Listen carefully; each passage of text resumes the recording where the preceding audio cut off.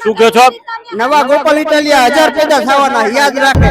નેતા કોઈ પણ પક્ષનો હોય કામ કરવું પડશે. કેટલી ગ્રાન્ટ આવી હિસાબ દે, હિસાબ માંગો. તમને એવું લાગે છે નેતાને જનતાનો ડર નથી? રાજનીતિ તરફ તો વળવું તો પડશે, યુવાનોએ પણ પડવું પડશે. ગાંધીનગરના કેમ રોડ નથી ઉખડતા? શું કહો છો? નવા ગોપાલ ઇટાલિયા 1000 પેદા થવાના, યાદ રાખે. આ જી પણ હોદો લઈને બેઠા છે, યાદ રાખજો. નવા ગોપાલ ઇટાલિયા પેદા થવાના જ છે. કામ કરો, નકર નવા ગોપાલ ઇટાલિયા પેદા થાય છે. ગોપાલ ઇટાલિયાની વાત કરી રહ્યા છે કે દરેક જગ્યાએ ગોપાલ ઇટાલિયા આવશે. આ પ્રકારનો કહેવાય ને જનતામાં આક્રોશ છે, મોરબીની જનતા છે તેની અંદર જોવા મળી રહ્યો છે. મોરબીના યુવાનો છે તેમની સાથે પણ વાત કરવી છે. આવું છું માસી, આવું છું. યુવાનો પણ છે. આપ શું કરો છો? તમે શું કરો છો? અમે કોલેજમાં છીએ. શું લાગે છે મોરબીની અંદર જે પ્રકારે એક એન્વાયરમેન્ટ હોવું જોઈએ, એજ્યુકેશન થી માંડીને રોજગારીની તકો માટે, એ કેવું એન્વાયરમેન્ટ છે મોરબીમાં? એનું એન્વાયરમેન્ટ તો થોડુંક તો હાવ બેદરકાર જ છે. તમે પણ જોઈ શકો છો, આપણે એલી કોલેજમાં જોઈ શકીએ છીએ કેવા અત્યારે ધૂળ ખાય છે. બધાને મોરબીના યુવાનો બધા હારી આમ બધાય છે, તો બધાને શિક્ષણ પૂરું પાડવું તો જરૂરી જ છે. પણ ઈ તો કોઈ નામે જરૂરી જ નહીં. બધાને રાજકોટ છે, અમદાવાદ, અહીંયા ધક્કો ખાવો પડે છે. તો એ સરકારને હોવું જોઈએ કે મોરબીમાં હોય એજ્યુકેશન હોય તો એટલા બારે ન જઈ શકે કોઈ લોકો રસ્તા પર આજે ઉતર્યા છે. તમને શું લાગે છે યુવાનોએ હવે રાજનીતિ તરફ વળવું પડશે? રાજનીતિ તરફ તો વળવું તો પડશે, યુવાનોએ પણ પડવું પડશે. આ તમે જોઈ શકો છો રોડની અત્યારે હાલત તો આવું. હું પણ 2-3 વાર પડીને આવ્યો છું. તેમાં એવા વાત સરકારનો જ કહેવાય ને કે રોડ આટલા આપે. વોટ આપ્યો તો ના, હું હવે વોટ ફર્સ્ટ ટાઈમ વોટર હવે બનશો, તો હવે શું જોઈને મત આપશો? હવે એ જોઈને કે હવે એ જોઈને હું વોટ આપીશ કે મારો વોટ અને હું જેને આપું એ મારા માટે પ્રત્યે માટે અને હું બધાય મારું કામ વ્યવસ્થિત કરે. જનતા જાગૃતિ માટે અને બધા જ કાર્યો કરે તેને જ આપણે વોટ આપવામાં આવશે. હવે જે પણ છે તે બધા જ કાર્યો કરશે તો જ આપવામાં આવશે. અને ઘણી વાર તો એવું થાય છે કે રોડ બની ગયા પછી એ લોકોને એવું યાદ આવે છે કે હવે પાણીની લાઈન નાખવાની છે, ગટરની લાઈન નાખવાની છે, તો વળી રોડ ખોદશે. પછી કઈ કાર્ય કરવામાં આવતું છે નહીં.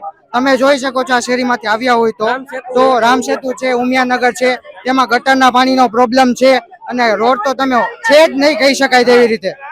સિટી પ્લાનિંગ અને આરસીસી ના રોડ હોય તો એમાં ડામર ને નાખીને દે એટલે બધા ઝીણા નાના ખાડા થઈ જાય. એનાથી બધા યુવાનો છે કે મોટા વૃદ્ધો એ બધાને તકલીફ તો પડે જ છે.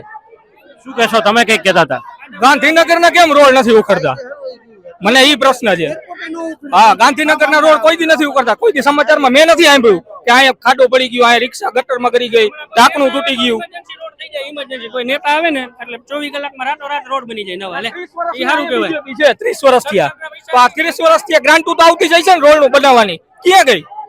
30 વર્ષ થયા રોડ નથી બન્યો જ નથી. અને 55 રોડે જોઈ આવો, રોડ બન્યો બરોબર, એમાં ગટર ના ઢાંકણા ક્યાંક ઊંચા, ક્યાંક નીચા, ક્યાંક ઊંચા, ક્યાંક નીચા. બરોબર. તમને એવું લાગે છે નેતાને જનતાનો ડર નથી? હા, નથી. આમાં જિલ્લા કલેક્ટર નો ને કમિશનર સાહેબ નો વાક જ નથી. તો હજી 4 મહિનાથી આવ્યા, એને કઈ ખબર જ નથી. ગટર ક્યાં જાય એને ખબર નથી. ઉપર તો દર વર્ષે ગ્રાન્ટ ઉપરથી આવે જ છે પ્રી મોન્સૂન ની, તો ઈ ક્યાં ગઈ? અત્યારે લગી કઈ થયું જ નથી. આપણે કેનાલ લઈ, રવાપર રોડ વાળી કેનાલ લઈ, ખુલ્લી કેનાલ છે, ક્યાંય પારી નથી. છોકરા સાયકલ ત્યાં રમતા હોય, સાયકલ લઈને અંદર કરી જાય તો કોણ જવાબદારી લે? તો હવે શું વિકલ્પ તમને લાગે છે? ધારો કે એકને એક પક્ષ, એકને એક વ્યક્તિને છૂટ્યા પછી નેતા કોઈ પણ પક્ષનો હોય કામ કરવું પડશે. કેટલી ગ્રાન્ટ આવી હિસાબ દે, હિસાબ માંગો. આ જનતા માંગતી નથી, જનતાનો વાક છે. જનતા માંગતી નથી અમારા પૈસા. ગાંધીનગર તમે જાવ હો તો અમારા પૈસા જાવ હો, મફત નથી દેતા. પગાર લઈએ કામ કરવાના. અહીં નોકર બે હાયરા, અમે બે હાયરા હે અહીંયા નોકરી કરવા. એની રેતી નથી કરતા, મફત નથી કરતા કાંઈ. બરાબર, પબ્લિક ના પૈસા હે બરાબર. નેતા કોઈ ઘરેથી લાવતું નથી. પબ્લિક આમ આ કેવા મનશે ને એટલે નેતા એની મેળે જવાબ દઈ જ નહીં શકે કોઈ. એવું લાગે છે અહીંયા ઘણા બધા યુવાનોને પૂછ્યું કે હવે યુવાનોને રાજનીતિમાં આવવું પડશે, કારણ કે એ લોકો સમજે છે, જાણે છે અને જોવે છે કે શું પરિસ્થિતિ છે. તો હવે લાગે છે કે એ લોકોને ચાન્સ આપવો પડશે. આ રીઢા જે નેતાઓ અમુક થઈ ગયા છે કે જેમને સત્તાનો અહમ છે, એમને બદલાવ એમ લાગે હું જ રાજા હું એમ. બાકી આ દેશ નેતા આવે તો કઈ વિકાસ થાય. એજ્યુકેશન વાળા નેતા કોઈ આવે તો વિકાસ થાય, કામ કરે, બધાને ખબર પડે. હવે નવી પેઢી બધી એજ્યુકેશન વાળી છે, બધાને ગૂગલ કરો એટલે બધી ખબર પડે કેટલી ગ્રાન્ટ થઈને શું કાંઈ બધી એપ્લિકેશનમાં સરકારથી ખબર પડી જાય બરાબર. તો પૂરું પોકતું જ નથી અહીંયા અડધું આ રોડ બન્યો તો 1 મહિનો આયલો, ખાલી 1 મહિનો. મોરબી આ રોડ નું એવું નથી, મોરબી નું ઢાંકણું ગટરનું એવું નથી કે હાજુ હોય. એક ઢાંકણું, એક ગટરનું ઢાંકણું હાજુ હોય. આવો બતાવું હાજુ હોય તો. એક ઢાંકણું નથી હાજુ. આરસીસી રોડ ની આયુષ્ય કેટલી? આરસીસી રોડ ની આયુષ્ય કેટલી? બરાબર. તો એ આ 1 વર્ષમાં આખો રોડ તૂટી ગયો. આ જોઈ લ્યો તમે, આવ્યા રસ્તામાં તમે આવ્યા જશો અત્યારે બરાબર. તમને ક્યાંય એવું લાગે કે ભવિષ્યમાં ક્યાંય આરસીસી રોડ હશે ભૂતકાળમાં? નહીં, નો લાગે. કેમ કે એ ખવાઈ ગયા. આ રોડ તો 4 5 દી આયલો, 5 દી આયલો ખાલી આ રોડ. પ્લાનિંગ મુજબ આ રોડ જ નથી બરાબર. હવે આપણે પાણીનું નિકાલ હોય તો એક ઢાળ પ્રમાણે હોય ને. હવે અડધા રોડે આમ ઢાર છે ને ઓલી સાઈડ થી આમ ઢાર છે, એટલે પાણીનો નિકાલ ક્યાંય થાય જ નહીં, પાણી ભેગું જ થઈ જાય. હવે અડધા હા 4 રીતે ખર્ચ થઈ જાય એટલે સરકારથી મજૂરને બોલાવીને કહી દે કે રોડ કરી નાખો. હવે ઈ હાલે? કોન્ટ્રાક્ટર ને ખબર પડવી જોઈએ કેવી રીતે રોડ બનાવવાનો, ક્યાં આને ઢોર દેવાનો.